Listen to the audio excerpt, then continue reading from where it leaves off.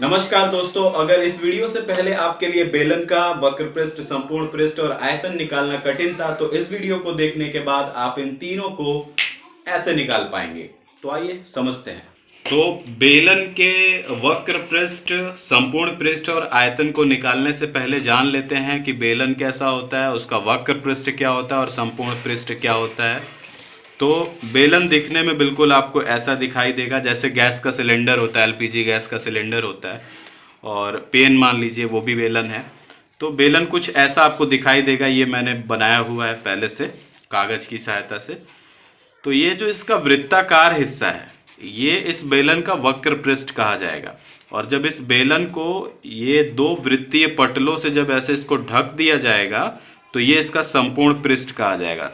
पृष्ठ मतलब इसके क्षेत्रफल से ही है। इस वृत्ताकार हिस्से का क्या क्षेत्रफल है, जब ये दो वृत्तों को इसमें शामिल कर दिए तब इसका पूरा क्षेत्रफल क्या हो गया, ये इसका संपूर्ण पृष्ठ हो जाएगा। और आयतन क्या होता है, तो ऐसे बेलन में हम कोई वस्तु जब भर रहे हैं तो वो कितना भर सकते हैं, इसकी कैपेसिटी मतलब कितना इसमें कोई वस्तु भरी जा सकती, वही इस बेलन का आयतन कहलाएगा। तो इन तीनों को निकालने के लिए समझते हैं पहले दो तरीकों से हम लोग वक्र पृष्ठ और ये सारी चीजें निकालने की कोशिश करेंगे। ये एक सिक्का है, आप देख पा रहे हैं इसका, इसको आप वृत्ताकार पटल भी समझ सकते हैं। इसका ये हिस्सा परिधि कहलाएगा और ये जो अंदर है ये क्षेत्रफल होगा इसका। तो सिक्के की सहायता से जब हम बेलन को ऐसे बनाते हैं, आप देखिए इसको, सिक्के की सहायता से जब हम बेलन तैयार कर रहे हैं तो कौन सा हिस्सा है ऐसा जो इस बेलन का वक्र पृष्ठ तैयार कर रहा है। ये आपका सिक्का है, तो इस सिक्के का ये जो परिधि वाला हिस्सा है, यही परिधि वाला हिस्सा ही तो ऊंचाई तक रखने के बाद इस बेलन का वक्र पृष्ठ बन रहा है। तो इसका मतलब ये है कि अगर हम परिधि में इस ऊंचाई से गुणा कर दें तो इस बेलन का वक्र पृष्ठ आ जाएगा। तो आपने क्या देखा कि वृत्ताकार पटल की परिधि को बढ़ाते हुए ऊंचाई तक ले आए थे, यानी कि वृत्त के परिधि में, वृत्त के परिधि की बात करें तो अभी उस दिन हमने सीखा था 2πr। और इस बेलन के पृष्ठीय क्षेत्रफल की बात करें, बेलन के पृष्ठीय क्षेत्रफल, वो भी कौन सा, वक्र पृष्ठ इसको कहा जा सकता है, वक्र पृष्ठ। तो वो कैसे बना है आपका, इस वृत्ताकार पटल की परिधि यानी 2πr इंटू इसको जितनी ऊंचाई तक आप लेके गए हैं वो ऊंचाई से गुणा कर दीजिए, यानी हो गया ये 2πr/h। ये आपका बेलन का कर्व्ड सरफेस एरिया यानी वक्र पृष्ठ कहलाता है। ये पहला सूत्र आया। इस वक्र पृष्ठ को ज्ञात करने का दूसरा तरीका भी आपके पास हो सकता है। उसके लिए आपके पास ये बेलन है, ये बेलन है, आप देख रहे हैं मेरे हाथ में। इसका ये हिस्सा आप देख रहे हैं, ये वृत्ताकार है। एक्चुअली ये है पूरी तरह से वृत्ताकार ही। ये वृत्ताकार है तो इसकी परिधि कितनी होगी, 2πr होगी। वृत्त की परिधि आप यहाँ देख पा रहे हैं कि ये 2πr है। अब ये ऊंचाई हम मान लेते हैं इसकी h है। मतलब ये एक बेलन है आपके पास, ये ऐसा एक बेलन है जिसका परिधि आपको पता है कि 2πr है, और इसकी ऊंचाई यानी ये ऊंचाई की बात कर रहा हूं मैं, ये h है। और इसका ये वक्र पृष्ठ का क्षेत्रफल हम निकालना चाह रहे हैं। इसको आसान तरीके से कैसे कर सकते हैं सोचिए। तो मेरे पास ये एक कैंची है, मैं क्या करूंगा कि इसको ऐसे काट दूंगा।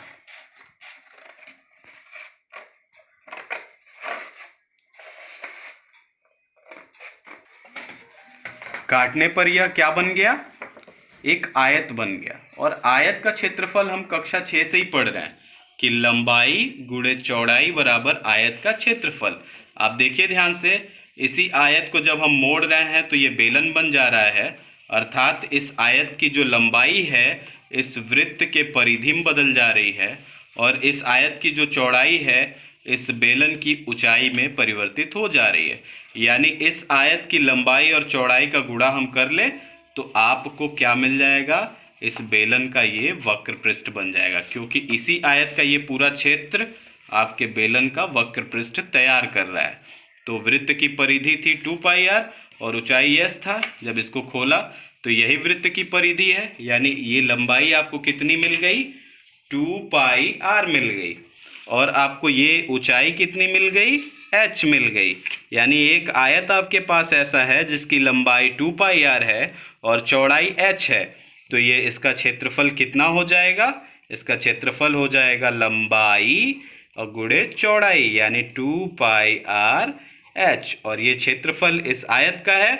मोड़ने पर यही वक्र पृष्ठ बन जा रहा है, यानी बेलन का वक्र पृष्ठ जो होता है वो होता है 2πr h। अब समझिए वक्र पृष्ठ आ गया। दूसरी चीज मैंने बोली थी संपूर्ण पृष्ठ। तो इसी बेलन को जब आप ऐसे मोड़ लेते हैं और इसको दोनों तरफ से ढक्कन ऐसे लगा देते हैं, समझिए, तो वो ढक्कन कैसा होगा, वृत्ताकार, यानी उन दो वृत्तों के क्षेत्रफल भी आपको चाहिए। तो इसका मतलब ये है कि अगर आपको बेलन का संपूर्ण पृष्ठ चाहिए, बेलन का संपूर्ण पृष्ठ आपको चाहिए, यानी पूरा क्षेत्रफल, तो क्या करना होगा आपको, इस वक्र पृष्ठ में आपको दो ठो वृत्तों के क्षेत्रफल को जोड़ना पड़ेगा, क्योंकि दो ढक्कन लगते हैं दोनों तरफ से।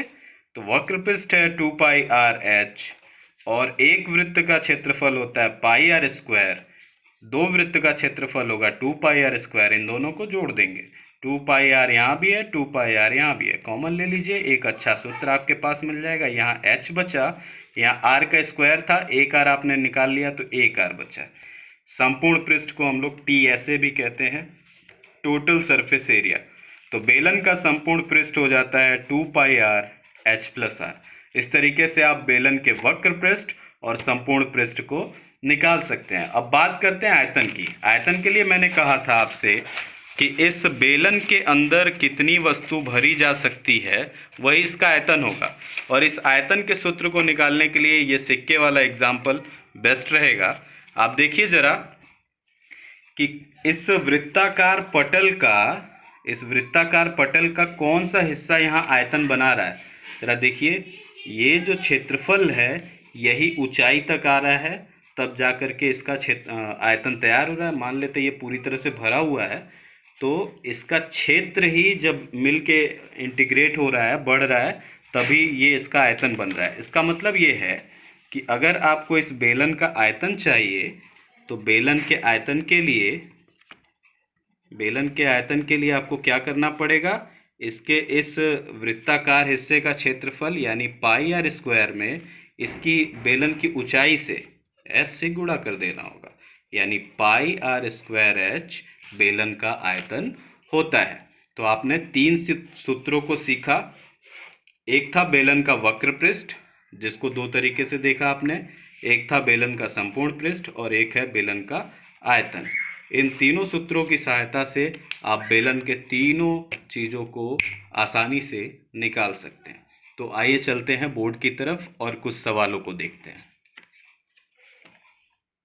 तो अभी आपने क्या देखा कि बेलन का वक्र पृष्ठ कितना होता है। बेलन का वक्र पृष्ठ आपने अभी सीखा कि बेलन का वक्र पृष्ठ होता है 2πr यानी परिधि, और उसको h ऊंचाई तक ले गए थे इसलिए h। और इसी बेलन का संपूर्ण पृष्ठ आपने क्या देखा, संपूर्ण पृष्ठ आपने देखा कि भैया ये वक्र पृष्ठ तो उसमें शामिल रहेगा ही, और दो ठो वृत्तों का क्षेत्रफल और बढ़ जाएगा, यानी 2πr × h+r। और इसी बेलन का आयतन आपने क्या देखा, आयतन आपने देखा कि भैया पृष्ठ का क्षेत्रफल यानी आधार का क्षेत्रफल, वृत्ताकार पटल का क्षेत्रफल था πr² और इसको h ऊंचाई तक उठाया गया था इसलिए × एच, इसी क्षेत्र की वजह से वो भरा हुआ प्रतीत हो रहा था। तो इसलिए बेलन का आयतन क्या होगा, पाई आर स्क्वायर एच। इन 3 सूत्रों को अभी अभी आपने सीखा और आसान तरीके से, कॉन्सेप्चुअल तरीके से सीखा। जिस कॉन्सेप्ट से आपने सीखा है उसी कॉन्सेप्ट से जब आप सवालों को हल करेंगे तो ऐसे ही करेंगे। तो आइए देखते हैं पहला सवाल। पहला सवाल है कि एक वर्गाकार कागज है आपके पास। ये वर्गाकार कागज है जिसकी प्रत्येक भुजा 25 सेंटीमीटर, वैसे भी वर्ग की भुजाएं बराबर होती हैं, तो ये 25 सेंटीमीटर है। अब इसको मोड़ करके, अर्थात ऐसे, एक बेलन तैयार कर दिया गया है। ये वर्गाकार कागज था जिससे ये बेलन तैयार कर दिया गया है। तो आप सोचिए, आपसे पूछा जा रहा है कि इस बेलन का वक्र पृष्ठ क्या होगा। तो इस वर्ग के क्षेत्रफल से ही इस बेलन का वक्र पृष्ठ तैयार हो रहा है। तो इस बेलन का वक्र पृष्ठ इस वर्ग के क्षेत्रफल के बराबर होगा। और वर्ग का क्षेत्रफल आप क्या जानते हैं, आपसे क्या कहा जा रहा है कि एक वर्गाकार शीट है जिसकी भुजा है 25 सेंटीमीटर और इसी को मोड़ करके एक बेलन बना दिया गया। कह रहा है कि इस बेलन का वक्र पृष्ठ कितना होगा बताइए। तो इसी वर्ग का क्षेत्रफल ही तो इसका वक्र पृष्ठ तैयार कर रहा है। तो भैया आप इसका क्षेत्रफल बता दीजिए। 25 का वर्ग होगा यानी 625 वर्ग सेंटीमीटर इस बेलन का वक्र पृष्ठ हो जाएगा। ऐसे भी देख लीजिए, आपका ये जो लंबाई है इसकी परिधि में बदल जाएगी, यानी इसका परिधि हो गया 25 सेंटीमीटर और ये जो चौड़ाई है इसकी ऊंचाई में बदल जाएगी, ये भी है 25 सेंटीमीटर।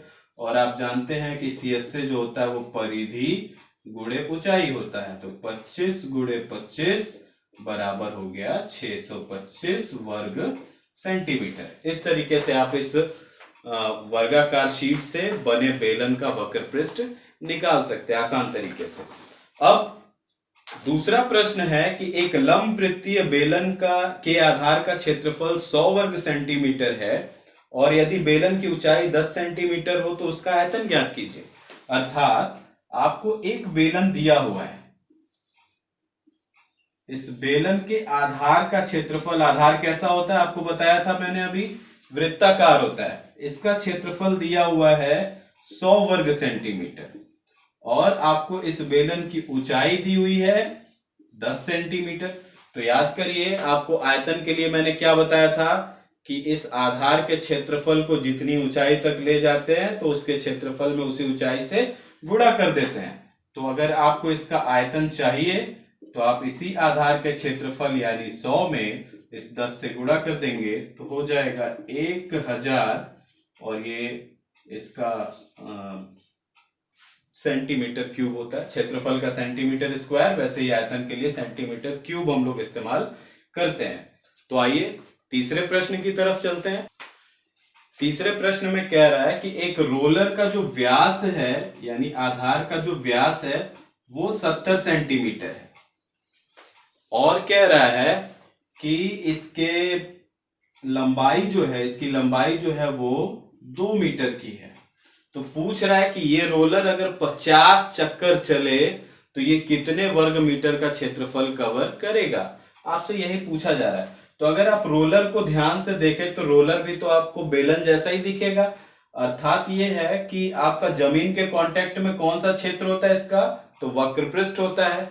एक चक्कर में एक वक्र पृष्ठ घूमेगा तो 50 चक्कर में 50 वक्र पृष्ठ हो जाएंगे। तो 50 चक्कर में कितना चलेगा, उसके लिए आपको क्या करना होगा कि इस 50 से इसके वक्र पृष्ठ में गुणा कर देना है। 50 गुणे, अब वक्र पृष्ठ आप क्या जानते हैं, परिधि गुणे ऊंचाई। लेकिन यहां ध्यान दीजिएगा कि व्यास 70 सेंटीमीटर में है जबकि लंबाई मीटर में है। तो 50 गुणे 2 गुणे 22/7 गुणे आर का मान, अगर व्यास 70 है तो त्रिज्या हो जाएगी 35 यानी 3.35 मीटर और गुणे ऊंचाई है 2 मीटर। भाग कर लेंगे, 50 दूनी 100 गुणे 0.35 करेंगे तो हो जाएगा 22/7 गुणे 35 गुणे 2, 7 पंजे 35 22 पंजे 110 दूनी 220 वर्ग मीटर का क्षेत्रफल 50 चक्कर में रोलर कवर करेगा। तो इस तरीके से आप सवालों को हल कर सकते हैं आसान तरीकों से। अब अंतिम सवाल देखेंगे और उसको बिना सूत्र के लगाने की कोशिश करेंगे। चौथा प्रश्न है कि एक बेलन है आपके पास जिसका वक्र पृष्ठ 1320 वर्ग सेंटीमीटर है। उस बेलन की ऊंचाई 15 सेंटीमीटर है। तो बोल रहा है कि इस बेलन के आधार की जो त्रिज्या है वो कितनी होगी। प्रयास करेंगे कि इसको बिना सूत्र के लगाया जाए। कॉन्सेप्ट क्या था हमारा कि अगर वक्र पृष्ठ आपको निकालना है तो आपको इस परिधि में इस ऊंचाई से गुणा करना होगा। यानी ये जो वक्र पृष्ठ आपके पास है ये परिधि और ऊंचाई का गुणनफल है। तो ऊंचाई अगर आपके पास 15 है तो 15 में कितने से गुणा करेगी 1320, तो 15 से इसमें भाग दे दीजिए तो आपके पास आ जाएगी परिधि। परिधि कितनी आ जाएगी 15 अट्ठे 120 12 फिर 15 अट्ठे 120। परिधि आपकी आ गई 88 सेंटीमीटर। तो व्यास कितना होगा आपको बताया गया था कि 14 सेंटीमीटर पे 44 होता है। तो 88 कितने पे होगा 28 पे होगा। यानी व्यास हमारा है 28 सेंटीमीटर का। तो त्रिज्या कितनी हो जाएगी आधी कर लीजिए 14 सेंटीमीटर। बिना सूत्र लगाए भी आप सवालों को ऐसे कर सकते हैं। ये मैंने लिखा है, आपको लिखने की भी जरूरत नहीं होगी। आप डायरेक्ट इसमें भाग देंगे 88 और आप सोच लेंगे कि 14 पे 44 था तो कितने पे 88 होगा, तो 28 पे 88 होगा। 14 दूनी 28, 44 दूनी 88। अब व्यास अगर 28 आ गया तो त्रिज्या आपसे पूछा जा रहा है तो आप व्यास का आधा कर लेंगे, त्रिज्या मिल जाएगा। तो इस तरीके से आप सवालों को हल कर सकते हैं। उम्मीद करता हूं कि आपको ये वीडियोस पसंद आ रही होंगी।